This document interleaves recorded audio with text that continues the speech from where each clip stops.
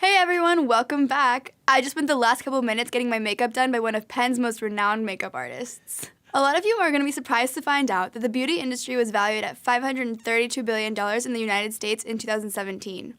It turns out it takes a lot of effort and countless products and services to keep us looking and smelling our best. It's an industry that's also relatively resistant to economic downturn, remaining stable during the economic recession of 2008. In today's economy, the beauty industry is booming. Today we're here with Julia Kokard, a junior at UPenn who became the second biggest beauty influencer in Sweden at the age of 14.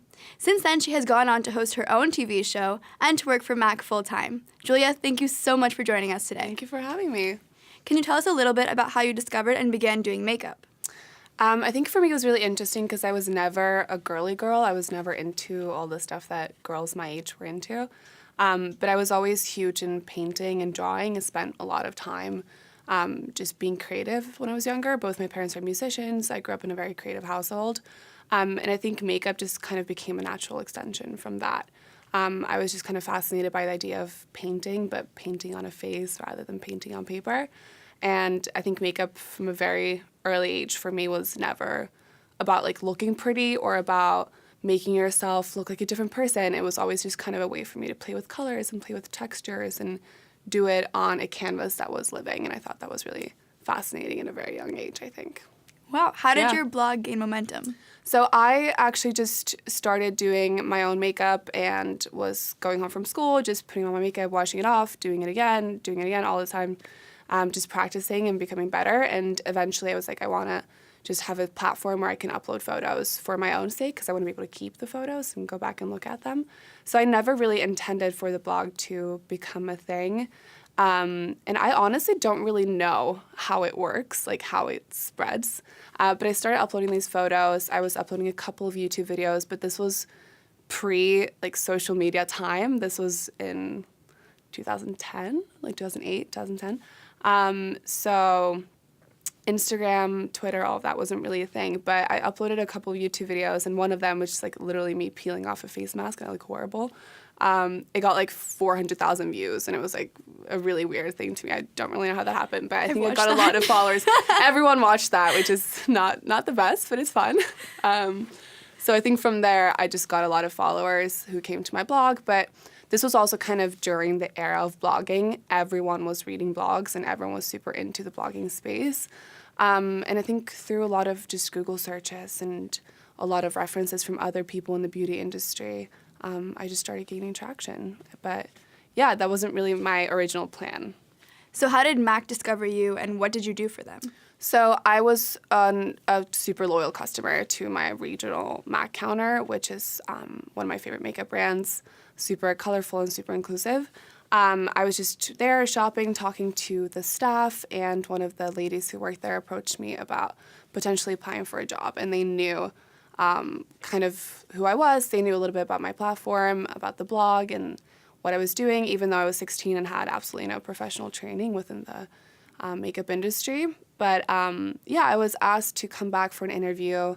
I did, and somehow was able to gain a full-time employment position at MAC, which was really fun. So I started out working retail. I was selling makeup and doing makeup on customers, and then quite quickly became product specialist. So I was like a super nerd. Like I knew all the names of all the lipsticks and all the eyeshadows and like all the ingredients and all the foundations, and I was like super nerdy about the entire product line.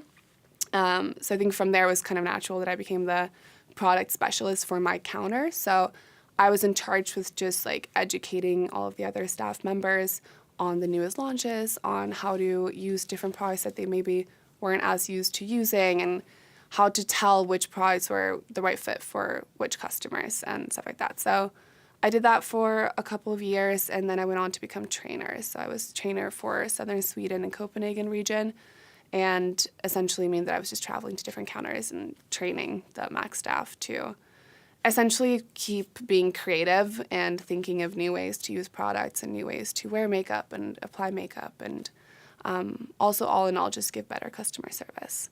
And as part of being on the training team, you also get to do all the events. So I did all the like Fashion Week stuff and all the editorial stuff and those type of things too with MAC, which is really exciting. How do you respond to people who say we tend to focus too much on outside beauty and that the proliferation of beauty blogs and images set unrealistic expectations for young women?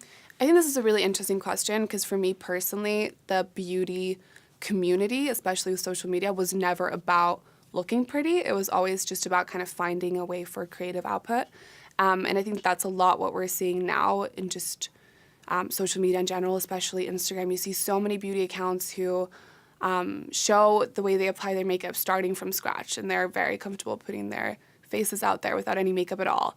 And a lot of times it's not about looking beautiful, which is kind of what I was talking about before, but it's about kind of playing with different colors and doing weird shapes and just kind of playing with shadows and lights and seeing how it affects the way your faces look. And yeah, I think the beauty community has kind of two sides to it. I think it's a lot about being creative, but of course, and there's also the side to it that is about being beautiful and looking perfect.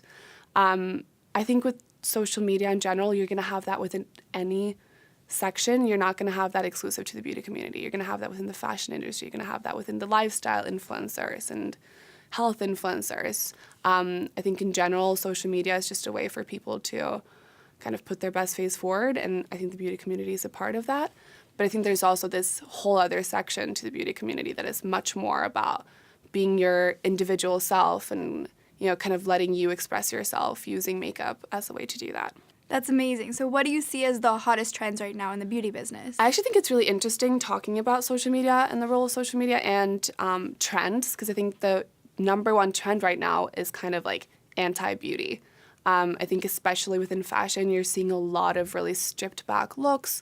It's not very polished. It's all about going back to raw skin, making everything look authentic. You see a lot of like chunky mascara and like smudged lipstick and eyeshadow that's applied in a very messy way, for example. And I think that's kind of a backlash to this whole Instagram perfection idea that's been going on for a while. So I think that's a huge trend, just like raw, natural, glossy skin has been a thing for forever. But just in general, a more pulled back look that it's less perfect. And what has this industry taught you? This industry has taught me a lot. I think mainly it's taught me the value of listening. I think as a makeup artist, the number one thing that you need to be good at is paying attention to people, knowing what they're looking for, knowing what they want, so that when you apply their makeup, you can make them feel like they're best version of themselves without feeling like they're looking at a stranger when they look in the mirror. Because I think a lot of people get their makeup done and then feel like they don't look like themselves and they're super uncomfortable with the way they look. So I think it's really taught me to be a good listener. I think it's also taught me the importance of always being creative and thinking outside of the box. I think the beauty industry is pretty saturated right now. There's a lot has been done, and it's really difficult to come up with new ideas that people haven't done in the past. And I think just having been in the industry for a while, it's definitely taught me the value of just staying creative and doing things that no one else has done before. Julia, what would you say to the person sitting in their bedroom dreaming to be the next biggest beauty influencer? I would say, first of all, be aware of the time commitment. I think people underestimate the amount of hard work that goes into being an influencer or running any type of beauty platform. Definitely know that it's what you want to do and be prepared to commit to it 100% in order to be successful. Secondly, I would say just be authentic. I think it's really important that you're honest with your followers and that you're honest with your platform, that you don't sacrifice, your opinion for paid sponsorships or partnerships with brands. And I think also just being authentic with your audience about some of the things that you struggle with and not being afraid to show and share your flaws and your insecurities. I think that's really important, and that's a change that we're seeing more and more in the influencer space overall, I think. Amazing, Julia. Thank you so much for joining us today. Thank you so much. For more insight from Knowledge at Wharton, please visit knowledge.wharton.upenn.edu.